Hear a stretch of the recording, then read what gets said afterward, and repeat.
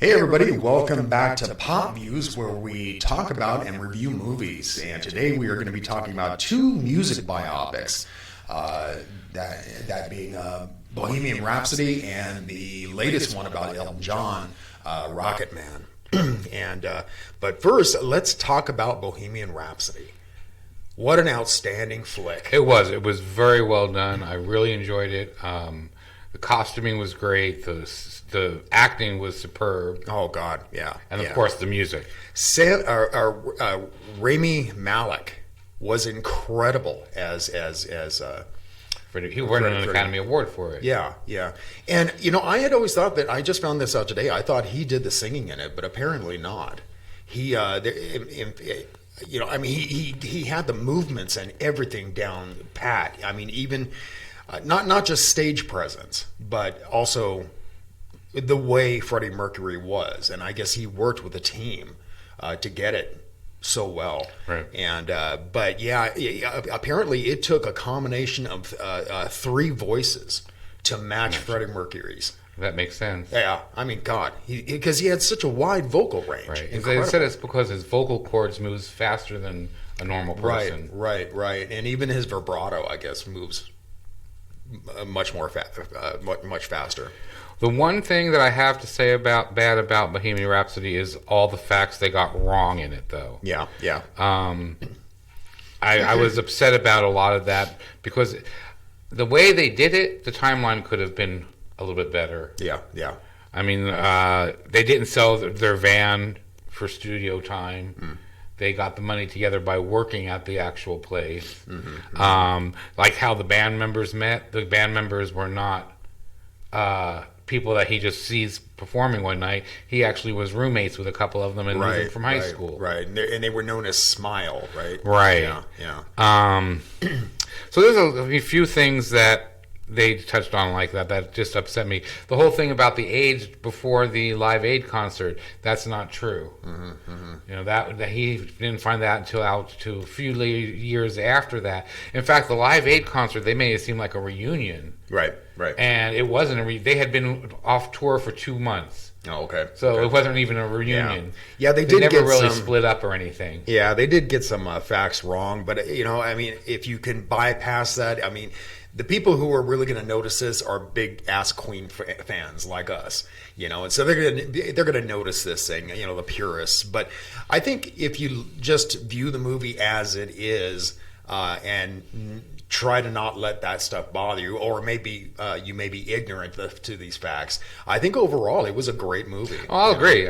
Besides the facts being wrong, I really enjoyed the film. Yeah, it was very well done. It definitely got the whole aura of Queen. Oh, definitely. Yeah. What I thought was funny, one of the things I found out was that Mike Myers was offered that part, and he took it immediately without even reading the script. Oh, I'll bet. Just because he's such a big Queen fan. Well, right, because you remember when he did Wayne's World. Right. I mean, he insisted on that song being played. He even was threatened to quit. Oh, really? Yeah, if they didn't use that song. Wow. Yeah. So, but everybody in the movie looked the part and acted the part. Even Brian. I mean, he looked exactly like Brian May. They really did a good job. I mean, and great casting. I can't remember the name of the drummer, but he looked a lot like the guy. Maybe not as much as the other ones, but he did look a lot like him. And I guess Rami Malek had a prosthetic teeth made, right, to look more like Freddie Mercury. But on the other hand, I mean, Freddie Mercury had that awkward smile, but it wasn't that awkward. You could tell it was a prosthetic. That's kind of irritated me a little bit. But I mean, otherwise, I mean, he really looked the part. Right. He had those teeth gold cast. Yeah, I heard about that. Yeah, that's cool. But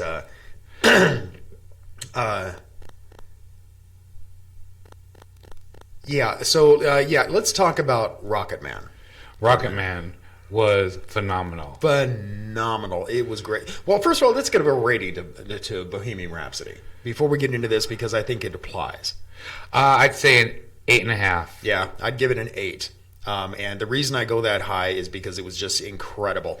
But there were certain things that bothered me about the movie. That's why they lost at least a half a point for all the falsities. Yeah. But as a movie by itself, 8.5. Yeah. So anyway, Rocketman. Ralph and I just recently went to see this, and it's directed by Dexter Fletcher, and it stars Taron Egerton, who I had never heard of before, but apparently you found out that he... Yeah, he was in the movie Sing, which we did a review on back when we were doing reviews last time, which you were very mad that I made you watch and then ended up liking. He played the Johnny, the little... the gorilla. Gorilla guy, right. And he has a great voice, yeah. you know? And so... that brings me to my point about this, and contrasting it to Bohemian Rhapsody, is that Taron, is it?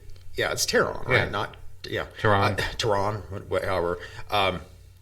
But he sings in this movie. Right, every that. song is his. Yeah. And he's got a great voice, and you know, Elton John's a hard one to reach, kind of like Freddie Mercury. He's got a level to his voice that's kind of really difficult to get, but he matches it. I think he did an excellent job singing those songs. Yeah. I mean, you can tell it's not Elton John singing, but it's still very, very, very close. He put his own little twist on some of the songs, but it was enough. His movements and his reactions and stuff, those were so Elton John. Yeah. The movie, though, really wasn't what I had expected. I had expected kind of a biopic, more in the vein of Bohemian Rhapsody. Right. And so... more of a documentary style right. about their and life. This is more of musical fantasy about his life. And so what irritated me from the go is because I didn't realize it was like this.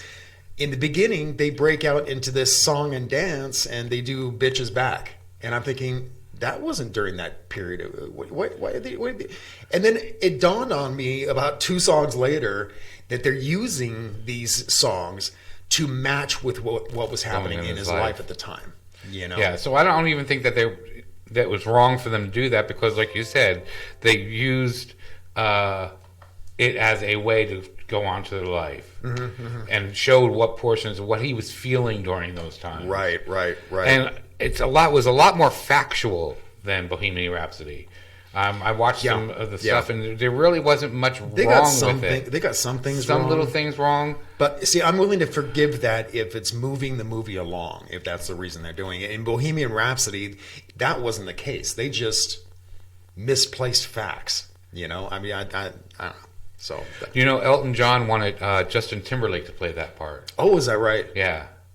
And he was going to do it, and then I guess it was like not scheduled in his schedule or something. You know, I can't see him doing this. I can see him matching his voice. I can't. But Taron looks like Elton John. He actually doesn't even look that much. That's a lot of makeup and prosthetics, actually, I found out. Oh, really? That right? they actually made him look more like Elton John, because he's almost more like the Boy Next Door look. Yeah.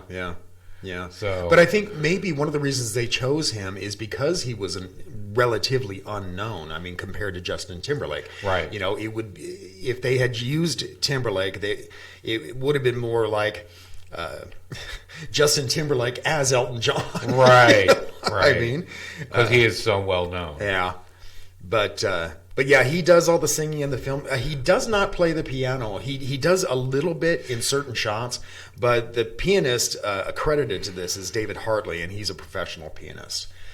But he did know piano enough to do certain shots. Yeah, they taught him. He had piano lessons for, I think, like 5 weeks or something like that. Yeah, so he can get it to look natural. Right, exactly. Yeah, that always bugs me when there's a film about a pianist and it's somebody going like this. They cut away from him and somebody else is playing. You know, I mean, it looks so unnatural. The movie Ray. No, I can't remember his name suddenly. But the guy who played Ray, Jamie Foxx. He took lessons with Ray Charles there. Amazing. And yeah, I mean, he was incredible in that film. I love that movie. But yeah, I mean, so while you gave Bohemian Rhapsody an 8.5, and I gave it an 8, I'm gonna have to say with Elton John or with Rocketman, I'm gonna give it a 9.5. I absolutely loved it. I have to totally agree with you. 9.5. Yeah, yeah. They're both great films. See them both, but Rocketman, and I liked the whole song and dance routine musical style. And of it. I got, like I said, after a couple of the numbers, I was like, okay, I get it now. Well, yeah, And this I is what love we're it, going to expect now, right? Yeah. I would see that one again already. Yeah. And we yeah, just saw absolutely. I can't wait till it comes out on streaming. So we can watch it again. Speaking of that, if you have yet to watch Bohemian Rhapsody, I think I heard that it's coming out on Netflix on like July 6th, I think. But one of the things I want to point out, being as this is Gay Pride Month, is that both of these movies were totally unapologetic about the scenes with homosexuality. Yeah. You know, and that's something you don't see. But it didn't push it either. No, it didn't push it. It made it seem like it really was. Yeah. Natural. Yeah. And I know that some people are having issues with. There's one sex scene in Rocketman that I guess they consider it pushing the boundaries, but it's nothing more than you would see with a man and a woman having sex. Actually, it's less than. There wasn't even any thrusting or nothing. Yeah, and it's dark. Legs in the air. That's about it. Dark, and it's pretty much all in shadow anyway. But in any case, I really appreciated that about both of these movies, is because, I mean, you know, we need to get away from that cis standard that everybody has to have in Hollywood. Right. You know? When the fact is that probably 3/4 of Hollywood is gay. Yeah, exactly. You know? But, you know, I mean, we're living in an era now where they can get away with that now, and I think that's wonderful. But, one of the other things I want to applaud about Rocketman was the costuming. Oh, man. And wow. you go into it expecting costumes, but not so many. I mean, there was a couple scenes where they did a montage, and he was wearing 5-6 different outfits. Right, when they're going around the piano, yeah. and every turn he's wearing something else. Right. Yeah. And I found out, because I had mentioned this, we were talking about it afterwards. I'm like, I love how every scene you saw a different pair of glasses on. I found out they used 53 different pairs of glasses during that movie. And I think I told you that I heard that he I don't know if he still does, but I think they said that he owned like upwards to 1 million pairs of glasses. Well, think about 53 glasses in a 2-hour movie. That's a new pair of glasses every 2 minutes. Yeah. That's amazing. God. That's amazing. Can you imagine, I mean, in real life, if he owned upwards to 1 million of these glasses, they're all prescription. He needs glasses. Can you imagine how much that would have cost him? He had the money. He had the money, and he lived an extravagant lifestyle. He's now retired. Yeah. And I heard that, he had such an addiction to so many things, and I mean that's what the movie's pointing out, is that he was a drug addict, he was an alcoholic, and all this stuff. And he had a bad childhood, right? And he was also a shopaholic. So now he's over all that stuff, except for the shopaholic. But he's no longer touring. I guess he's given he married a guy, and they're raising a family together, and I guess he's stopped touring so he can hang out with the family a little bit more. I think he's still here in Vegas, though. He's got a standing gig here in Vegas, but I don't think he's here very often. You know, maybe he's somebody on my bucket list to see if I could. Oh yeah, God, you know. So, I did get to see him. I saw him with Billy Joel. Amazing concert, I'm sure. Oh man, it was incredible. Yeah.